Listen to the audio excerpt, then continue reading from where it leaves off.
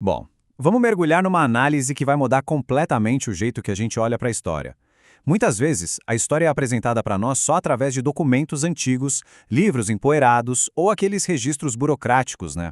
Mas existe um universo inteiro de conhecimento humano que foi preservado de uma forma muito mais viva, dinâmica e intimamente conectada à nossa essência, sem usar uma única gota de tinta.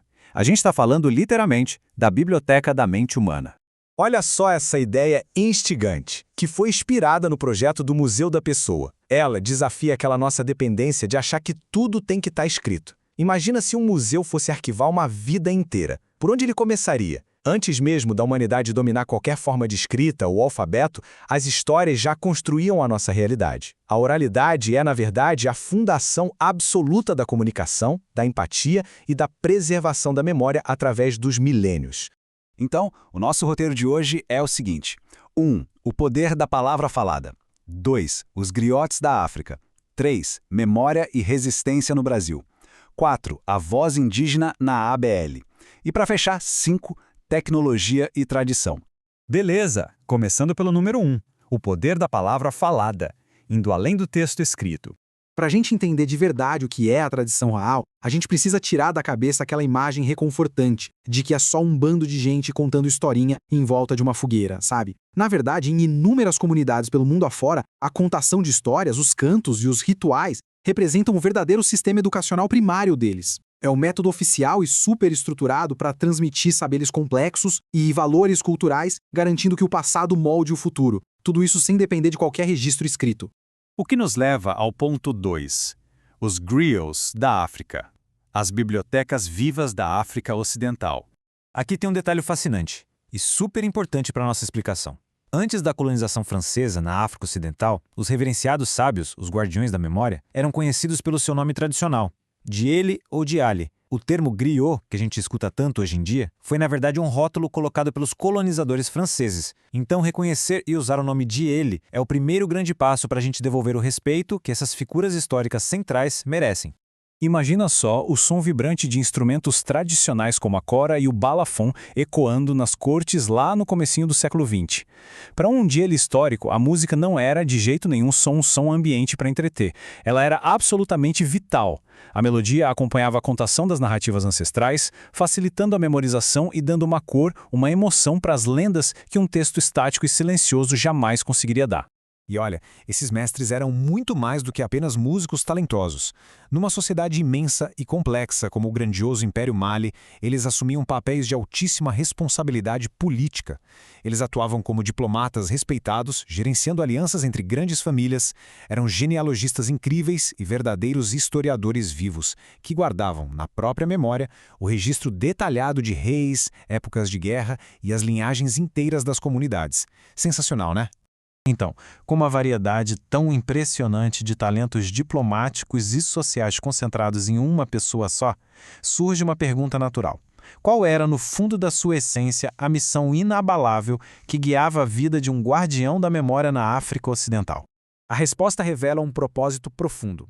A arte e a música eram só os veículos. A função primária de um Diele era atuar como um verdadeiro cofre inquebrável para a mente coletiva. A responsabilidade monumental deles era garantir que a memória, os mitos e a identidade do povo fossem transmitidos perfeitamente para as próximas gerações. Basicamente, eles tinham o dever sagrado de não deixar a história morrer. Vamos para o nosso tópico 3, memória e resistência no Brasil. A oralidade do outro lado do oceano. E olha como essa tradição é forte. Ela foi testada ao limite durante a jornada transatlântica, que, como a gente sabe, foi brutal e desumana. Diante de uma opressão inimaginável, onde as pessoas eram arrancadas de casa e proibidas de expressar a própria cultura, a palavra falada virou a maior e mais eficaz arma de resistência. Foi esse fio invisível, mas praticamente indestrutível, que manteve a ligação com a África viva e pulsante aqui no Brasil. A gente consegue ver essa resistência viva até hoje. Pega as cantigas de capoeira, por exemplo, lá do século XVII. Elas não são só canções, são verdadeiros arquivos sonoros repletos de memória de resistência. Tem também o candomblé, que utiliza os rituais sagrados e falados para que os mais velhos repassem os costumes com exatidão. E claro, nas comunidades quilombolas, onde a roda de conversa continua sendo o coração inquestionável da estrutura social. Isso nos leva ao ponto 4, a voz indígena na ABL. o encontro das palavras escritas e faladas.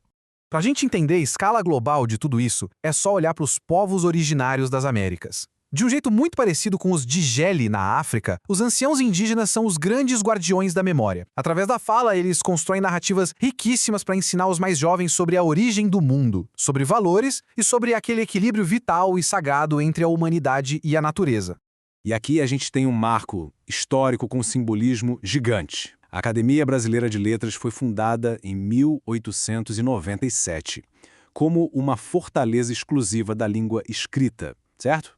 Pois é, mas levou mais de um século, até 2023, para que essa mesma instituição abrisse finalmente as portas e elegesse o renomado filósofo e líder indígena Ailton Krenak para uma de suas cadeiras.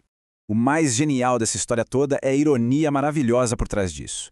O Krenak, agora imortalizado numa instituição dedicada às letras, não abandonou de jeito nenhum a tradição da oralidade. Muito pelo contrário. As obras literárias dele são, na essência pura, transcrições diretas dos discursos que ele fez falando.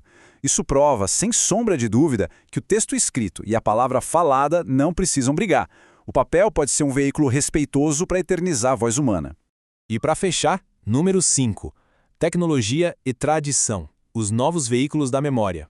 Hoje em dia, com o ritmo maluco das inovações, é fácil achar que a era digital vai engolir de vez o nosso passado. Mas a realidade tem se mostrado bem diferente. Gravações de áudio, documentários em vídeo e até as redes sociais estão virando aliados valiosos. Claro, eles não substituem a magia de uma roda de conversa ao redor do fogo, mas servem como ferramentas absolutamente cruciais para documentar línguas ameaçadas e amplificar vozes preciosas que poderiam ser perdidas pelo tempo. Chegando ao fim dessa nossa explicação, fica uma provocação no ar. A gente vive numa era afogada em dados digitais, mensagens rápidas e infinitas, né? Mas a antiga sabedoria falada carrega uma carga emocional que a tecnologia pura simplesmente não consegue replicar perfeitamente. Pensa comigo. Se a tradição oral já sobreviveu a quedas de impérios, travessias de oceanos e séculos de opressão, será que os nossos modernos discos rígidos vão conseguir um dia capturar a alma da humanidade de um jeito tão poderoso, vivo e inesquecível quanto a voz de um contador de histórias da vida real? Fica a reflexão.